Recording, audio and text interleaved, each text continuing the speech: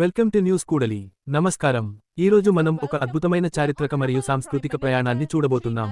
Malaysia కేవలం ఒక విదేశీ గడ్డ మాత్రమే కాదు, శతాబ్దాల నాటి భారతీయ నాగరికతకు సజీవ సాక్ష్యం. ఇటీవలే భారత ప్రధాని నరేంద్ర మోదీ గారు మలేషియాలో పర్యటించినప్పుడు అక్కడ కనిపించిన దృశ్యాలు ప్రతి భారతీయుడి గుండె గర్వంతో ఉప్పొంగేలా చేశాయి. వేల సంఖ్యలో కళాకారులు ఒకే వేదికపై ప్రదర్శించిన నృత్యం మలేషియాలో ఒక కొత్త రికార్డును సృష్టించింది. ఈ పర్యటనతో భారత్, మలేషియా సంబంధాలు సమగ్ర వ్యూహాత్మక భాగస్వామ్యం. మలేషియాకు, మన దేశానికి మధ్య ఉన్న బంధం ఈనాటిది కాదు, ఇది వెయ్యేళ్ల నాటి చరిత్ర. గొప్ప తమిళ హిందూ చక్రవర్తి రాజరాజ చోళుడి వారసత్వాన్ని మలేషియా నేటికి మోస్తోంది. అప్పట్లో కడారం గా పిలవబడే నేటి కెడాని జయించి ఆ గడ్డపై పులి జెండాను ఎగురవేసిన వీరుడు రాజరాజ చోళుడు. అందుకే ఆయనకు కడారం కొండన్, అంటే కడారాన్ని జయించినవాడు అనే బిరుదు లభించింది. సముద్రాలను దాటి సామ్రాజ్యాన్ని విస్తరించిన ఆ మహావీరుడి వారసత్వం మలేషియాలో అడుగడుగునా కనిపిస్తుంది. ఈ పర్యటనలో ప్రధాన ఆకర్షణగా నిలిచింది మన సంస్కృతి.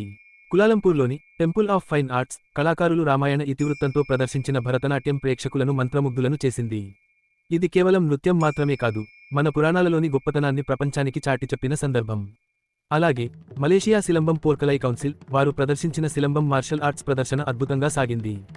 ఒకప్పుడు యుద్ధరంగంలో వాడిన ఈ విద్య నేడు మలేషియాలో ఒక గొప్ప క్రీడగా, సంస్కృతిగా వెలుగొందుతోంది. సాంస్కృతిక ప్రదర్శనలతో పాటు ఆధ్యాత్మికత కూడా అక్కడ వెల్లివిరిసింది. మలేషియా హిందూ సంఘం విద్యార్థులు ప్రధాని మోదీ గారి సమక్షంలో అత్యంత భక్తిశ్రద్ధలతో తిరుమురై శైవభక్తి గీతాలు పారాయణం చేశారు. విదేశీ గడ్డపై ఉన్నప్పటికీ మన తమిళ సోదరులు తమ ఆధ్యాత్మిక మూలాలను ఎంత జాగ్రత్తగా కాపాడుకుంటున్నారో చెప్పడానికి ఇది ఒక చక్కని ఉదాహరణ. వారి నిబద్ధత నిజంగా అభినందనీయం. ప్రధాని మోదీ గారి పర్యటన ఇంపాక్ట్ అనే విజన్తో సాగింది. ఇంపాక్ట్ అంటే అడ్వాన్సింగ్ కలెక్టివ్ ట్రాన్స్ఫర్మేషన్. అంటే రెండు దేశాలు కలిసికట్టుగా పురోగమించడం, ఒకరి విజయాలను మరొకరు సెలబ్రేట్ చేసుకుంటూ ఆర్థిక మరియు సాంస్కృతిక బంధాలను మరింత బలోపేతం చేసుకోవడమే దీని లక్ష్యం. మలేషియాలోని భారతీయ సంతతి వారు మన సంస్కృతికి వారధులుగా నిలుస్తున్నారు.